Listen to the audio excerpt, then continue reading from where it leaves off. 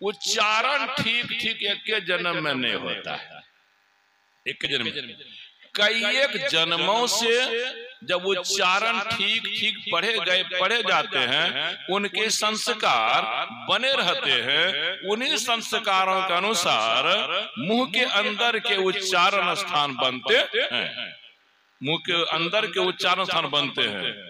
जो उच्चारण की पढ़ाई पहले से नहीं किए हुए हैं जन्म जन्म से, उनके उच्चारण ठीक नहीं होते हैं। अभ्यास से सब काम होता है, अभ्यास से। तो मैं दिखला रहा था कि जिनको आप शूद्र कहते हैं, शूद्र, अरे शूद्र भी ब्राह्मण, ब्राह्मण भी शूद्र।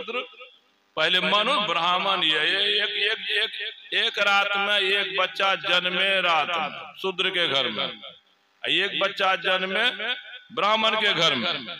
दोनों बच्चा को अगर पंडाल में ले आया जाए और इनाम की घोषणा की जाए कि जो चिन्ह लीजिएगा, पहचान लीजिएगा, यह शूद्र का बच्चा है, यह ब्राह्मण का बच्चा है, 5 लाख रुपया। चिन्ह में कितना खर्चा होगा बोलिए तो? आंख से देखिएगा कितना खर्चा, अब 5 लाख आमद है।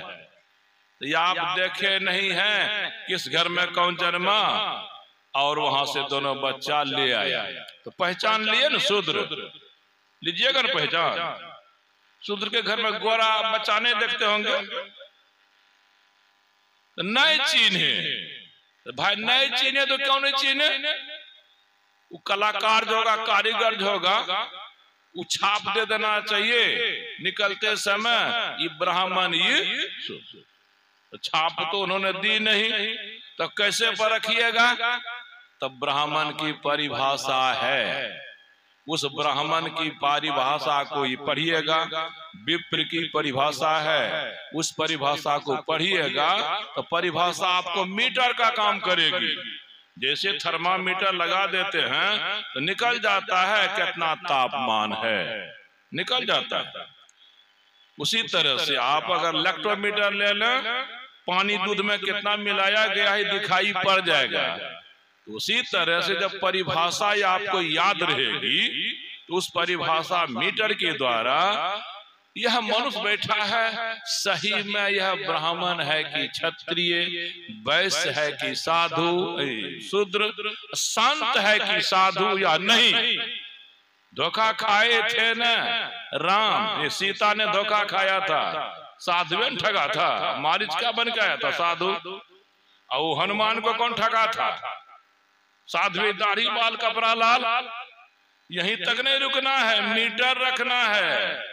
मीटर लगाइए सत्यनारायण बाबा साधु है कि नहीं, मीटर लगाइए आनंद बाबा साधु है कि नहीं। लेकिन आप मीटर तीटर लगाते नहीं हैं, कहते हैं इतना तापमान है, ये बाबा है वो बाबा है। इस धोखे में बहुत गड़बड़ी हुई है। चलिए मैं दिखा रहा था कि मुख के अंदर जो उच्चारण स्थान है, उच्चारण स्थान जिनका ठीक है उनका उच्चारण ठीक होगा, जिनका उच्चारण स्थान ठीक नहीं, उनका, जिनको आप शूद्र कहते हैं, स्वल्कन कहते हैं, उनके किसरे जी को तो नहीं जानते होंगे, पुरी वाले को भजन गाते थे, हाय उच्चारण। सूरदास, सूरदास रहते बनारस में, उन्होंने संस्कृत शिक्षा प्राप्त की। उनका उच्चारण जरा भी सुनिएगा तो कुछ मिलेगा। तो क्यों इस जीवन में नहीं हुआ? पूर्व जन्म का संस्कार विद्या का था, तो बनारस में जाके पढ़ लिया। हम इतना कहना चाहते हैं कि शूद्र और ब्राह्मण की परिभाषा आप उनसे बातचीत कीजिए, बहुत बात खुल जाएगी, खुल जाएगी।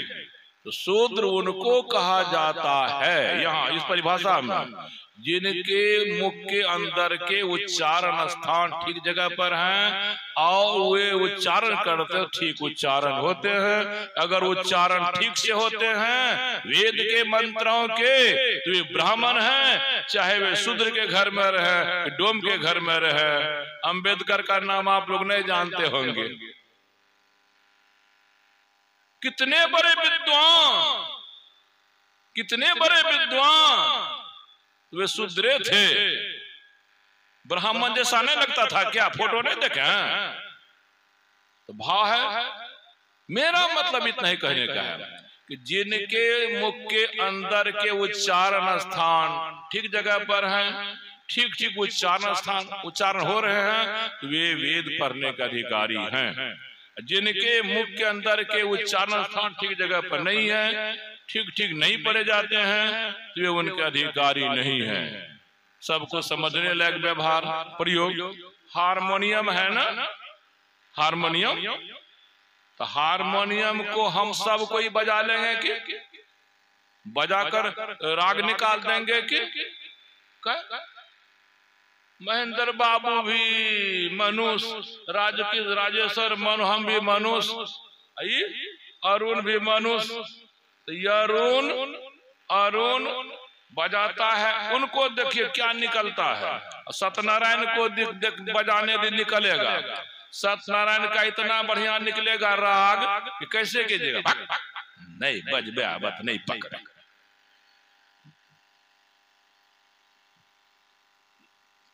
हाँ, तो मेरा मतलब है कि जब सब आदमी हैं तो सबको हारमोनियम बजाने के लिए आना चाहिए, सबको नाल बजाने के लिए आना चाहिए। तो सबको नहीं आता है, तो क्यों? नाल बजाने का भी संस्कार होता है, हारमोनियम बजाने का संस्कार होता है। जो जन्म जन्म से हारमोनियम बजाते आए हैं उनका संस्कार कुछ होगा, और जो अभी शुरू किए हैं उनका संस्कार कुछ और होगा। तो हारमोनियम में रीढ़ है, किस रीढ़ को कहाँ रहना चाहिए, अब उस पर जो आपकी फिंगरिंग होगी वो ठीक है कि नहीं। तो भाव था मेरा, हारमोनियम ठीक से किससे बजेगा? साफ जानते हैं, जिनको ठीक से बजाने आता है उनको बजाने देते हैं, जिनको ठीक से गाने आता है उनको गाने देते हैं, जिनको नहीं बजाने आता है उनको नहीं दिया जाता है बजाने के लिए, जिनको नहीं गाने आता है नहीं दिया जाता है। इतने भाव में ये स्त्री शूद्रो नाधिम दियताम है। जिनको वेद पढ़ने आते हैं वे पढ़ने का अधिकारी हैं, जिनको पढ़ने नहीं आते हैं वे पढ़ने का अधिकारी नहीं है। उच्चारण गलत होगा तो होगा क्या? उससे शक्ति जो निकलती है वह शक्ति जिधर आप भेजना चाहते थे उधर नहीं जाकर अपनी ओर। अब बंदूक चलाइए, गलती होगी ना, या आप किसी को मारना चाहते थे लेकिन गलती होगी तो उल्टो गोली लग सकती है। तो बहुत सावधानी की है। रामायण मानस में वो जो है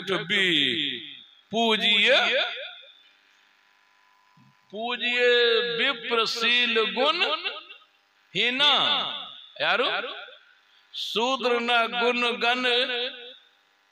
क्या मान है? इसको सीधा अर्थ ही ले लेता है झट से। क्या मन? पूजने के लायक ब्राह्मण है और नहीं पूजने के लायक सीधा अर्थ। लेकिन गुरु महाराज जो विश्लेषण किए हैं उनको भी तो पढ़ना चाहिए। गुरु महाराज का विश्लेषण पढ़ेंगे ना, उस चौपाई में क्या भाव गोस्वामी जी ने दिया था, अभी क्या भाव निकाल रहा है पता चल जाएगा। पूजिए विप्र शील गुण हीना ना, पूजिए विप्र शील गुण हीना, यह है। शूद्र न ज्ञान पर बेना। आप पता है तो पूजिए न विप्र है, पूजिए विप्र। विप्र किसको कहते हैं? अरे साथ डॉक्टर किसको कहते हैं, इंजीनियर किसको कहते हैं, टीचर किसको? सब तो मनुष्य है, काम के अनुसार नाम। जो चिकित्सा का काम करता है, इलाज का काम करता है, वो है डॉक्टर, वह गुण उसको प्राप्त है। जो खेती का काम करता है, खेती का ज्ञान रखता है, उनको क्या बोलते हैं? किसान। तो भाव था मेरा, अलग अलग मनुष्य में अलग अलग काम करने की क्षमता देखी जाती है, उसी क्षमता के अनुसार उसे काम होता है। काम जैसा होता है नाम वैसा ही होता है, नाम वैसा होता है। अब पूजिए विप्र। विप्र किसका नाम पड़ता था? जो वेदों को ठीक से पढ़ते थे, पढ़ने के बाद ठीक से अर्थ जानते थे, अर्थ जानने के बाद लोगों को ठीक से अर्थ बता देते थे। इनको विप्र कहा जाता था। ब्राह्मण खाली पढ़ने नहीं, जो वेद को बढ़िया से पढ़ते थे, समझते थे और परमात्मा की प्राप्ति के साधन को करते थे, साधन करते करते साध्य परमात्मा ब्रह्म को प्राप्त कर लेते थे, तब उनका नाम पड़ता था, तब पड़ता था उनका नाम ब्राह्मण। हमारे यहाँ साधु किनका नाम है, संत किनका नाम है? साधु सही में उसी को कहा जाता है। किसको?